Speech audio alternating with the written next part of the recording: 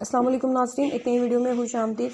अक्सर ऐसा होता है कि रात का बचा हुआ जो सालन होता है वो काफ़ी ज़्यादा मिकदार में होता है, तो उसको ज़ाया तो नहीं किया जा सकता। तो ज़ाया ना किया जाए, वेस्ट ना किया जाए, तो इसका बेहतरीन सलूशन होता है कि उसको चावलों में ऐड कर लें और लंच में आप उसके साथ चावल बना लें और साथ में आप मज़ेदार सा रायता बना लें। तो आपका एक तो लंच टाइम में बहुत अच्छा सा लंच रेडी हो जाएगा और नंबर 2 जो सालन है वो वेस्ट होने से बच जाएगा।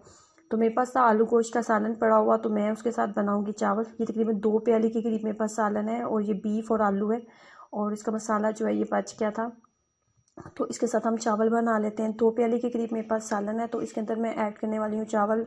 उनकी मिकदार है आधा किलो। आधा किलो के करीब चावल है। उसके बाद एक दरमियाने साइज़ का प्याज चाहिए, एक छोटे से साइज़ का टमाटर लेंगे और 3 से 4 अदद सब्ज़ मिर्चें जो है वो हम इसके अंदर ऐड कर लेते हैं। तो नमक इसमें सबसे पहले जो कुकिंग ऑयल आपने लेना है, कुकिंग ऑयल की मिकदार नॉर्मल जो चावल हम बनाते हैं उससे कम आप रखें।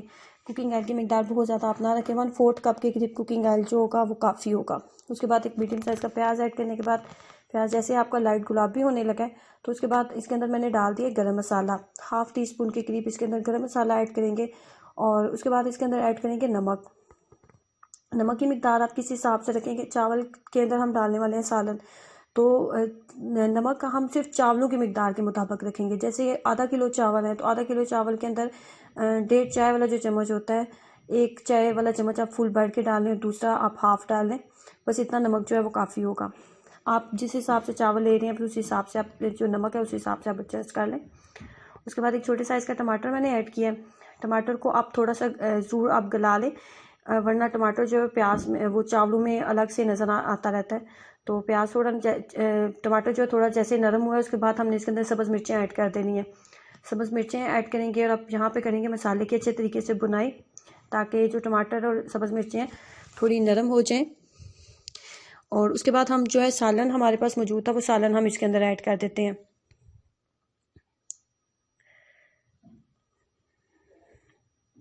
सालन की मिकदार थी 2 प्याली के करीब, मेरे पास तकरीबन सालन था और वो भी मैं इसके अंदर ऐड कर दूंगी। सालन ऐड करने के बाद सालन के मसाले की हम एक दफ़ा अच्छे तरीके से बुनाई कर लेते हैं। और यहाँ पे मुझे लग रहा है कि मुझे थोड़ा सा टमाटर इसके अंदर मज़ीद ऐड करना चाहिए, या फिर आप अगर आपके पास टमाटर मौजूद नहीं है तो आप 2 से 3 चम्मच जो है table spoon, just table spoon डालें, इससे ज़्यादा ना डालें।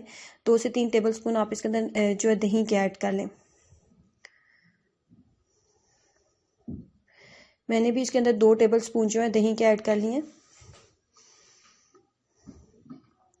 2 टेबल स्पून दही के मैंने ऐड कर लिए हैं और उसके बाद जो है हम एक दफ़ा फिर करेंगे इसकी अच्छी से बनाई और फिर इसके चावलों के मुताबिक हम इसके अंदर पानी ऐड कर देंगे। चावल जो है मैं पहले भी पानी में भिगो के रखे हुए थे, तकरीबन 30 मिनट पहले पानी में भिगो के रखे हुए थे और मेरे पास तकरीबन 1.5 गिलास के करीब चावल थे। और 1.5 गिलास के करीब अगर चावल है और चावलों को अगर आपने 30 मिनट पहले पानी में भिगो के रखा हुआ है तो फिर पानी की मिकदार आप सिर्फ 2 गिलास रखें। 2 गिलास सिर्फ मैं पानी इसके अंदर ऐड किया है, इससे ज़्यादा ना डालें। पानी के अंदर बबल्स बनने लगे थे तो उसके बाद इसके अंदर चावल ऐड कर देंगे। चावल ऐड करने के बाद आपने इसको ढक्कन के साथ कवर करके नहीं रखना। अगर आपने चावल पहले भिगो के रखे हुए हैं तो उसके बाद आपने क्या करना है, फ्लेम को फुल कर दें और चावलों का जो पानी है उसको अच्छे तरीके से ड्राई कर लें। जैसे ही पानी चावलों का अच्छे तरीके से ड्राई हो गया तो चावलों को लगा देंगे दम पे। चावलों को दम पे लगाने के बाद हम 5 से 7 मिनट ही इसको चावलों को दम के ऊपर रहने देंगे और इस तरीके से मज़ेदार झटपट बचे हुए सालन के साथ आप चावल जो है तैयार कर सकते हैं।